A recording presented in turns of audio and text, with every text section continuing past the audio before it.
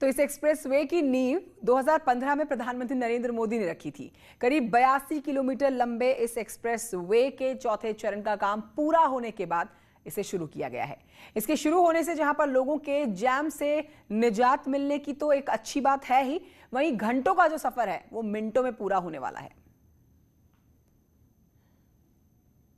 80 kilometre लंबा Delhi Meerut expressway अब पूर्णतः तैयार है। आपको बता दें, सन 2015 में खुद प्रधानमंत्री नरेंद्र मोदी ने इसकी नींव रखी थी और आज इसके चौथे चरण का भी काम पूरा हो चुका है। आप ठीक मेरे पीछे देख सकते हैं किस तरीके से वाहन यहां फर्राटा भर रहे हैं। आपको बताते चलें कि 4 चरणों में इस पूरे दिल्ली मेरठ एक्सप्रेसवे का काम पूरा हुआ है। चौथे चरण में डासना से मेरठ, जिसकी की तकरीबन लंबाई 31.78 किलोमीटर है, वो भी आज कंप्लीट हो गई है, जिसके बाद से डासना से मेरठ तक का सफर जो कि घंटे लगते थे अब कुछ मिनटों में पूरा कर लिया जाएगा। वहीं दूसरी ओर इस जो एक्सप्रेसवे है उसकी खासियत आपको बताना चाहूँगा, यहाँ पर जितना आप इस एक्सप्रेसवे पर चलेंगे उतना ही आपको टोल देना होगा।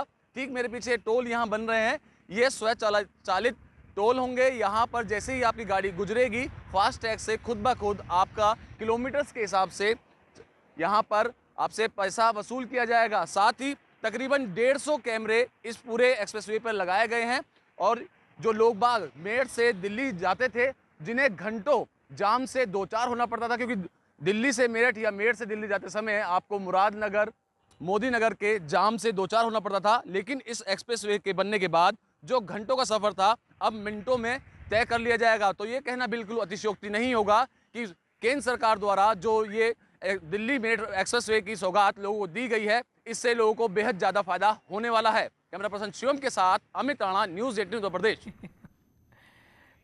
अब आगे बढ़ते आपको बताते हैं, प्रदेश के मुख्य सचिव राजेंद्र कुमार तिवारी ने अपनी पत्नी के साथ वैक्सीन की पहली डोज ली है।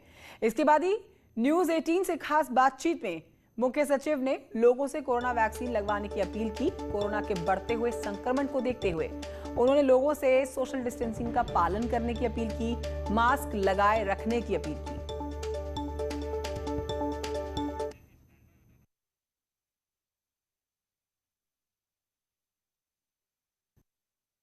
के मुख्य सचिव आर के तिवारी ने वैक्सीन ले ली है, हमारे साथ बातचीत करने के लिए मौजूद है। सर, कोई एलर्जी, कोई तकलीफ, कोई परेशानी या कैसा अनुभव रहा आपका?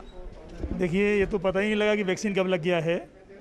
ना कोई दर्द है, ना कोई रिएक्शन है। और ये वैक्सीन का प्रोग्राम आज से 45 साल से ऊपर के सभी लोगों के लिए है।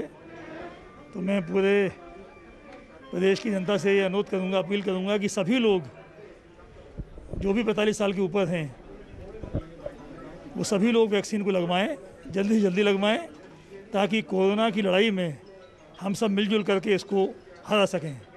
इसके लिए मैं प्रदेश सरकार और केंद्र सरकार का भी धन्यवाद देना चाहूँगा कि उन्होंने इतने बड़े पैमाने पे ये विश्व का सबसे बड़ा वैक्सीनेशन प्रोग्राम है और भारतवर्ष में जितनी तेज़ी से वैक्सीन लगाई जा रही है, मुझे विश्वास है कि इससे कोरोना की लड़ाई में हम बहुत जल्दी पूरी तरह कामयाब होंगे। सर, संक्रमण बढ़ भी रहा है, केसेस बढ़ भी रहे हैं, सर क्या मैसेज देंगे लोगों को और कैसे कहेंगे कि वो अलर्ट मोड पे रहे, क्योंकि सेकंड वेव जो है ज़्यादा खतरनाक है? देखिए, जो अभी मामले बढ़े हैं उसका एक कारण ये हो सकता है कि जब केसेस बहुत कम हो गए थे तो लोगों को ऐसा लगा कि कोरोना समाप्त होने की तरफ है और थोड़ा सा लोगों ने सावधानी बरतनी कम कर दी थी। मैं अपील करता हूँ पूरे प्रदेश के लोगों से कि अभी कोरोना कि जैसे मामले बढ़ रहे हैं, कोरोना अभी भी पूरी तरह से है और जब तक वैक्सीनेशन का प्रोग्राम हमारा पूरा समाप्त नहीं होता है उसके बाद भी हमें पूरी सावधानी बरतनी पड़ेंगी। मास्क को पहने, सोशल डिस्टेंसिंग रख के रखें, हाथ धोते रहें बराबर। जो बातें 1 साल पहले हम लोग लगातार कई बार कह रहे हैं, उन बातों पर जरूर ध्यान दें और अगर ध्यान देंगे तो हम कोरोना पे विजय प्राप्त करने में अवश्य सफल होंगे। मुख्य सचिव के बाद आपको बताते हैं कि प्रदेश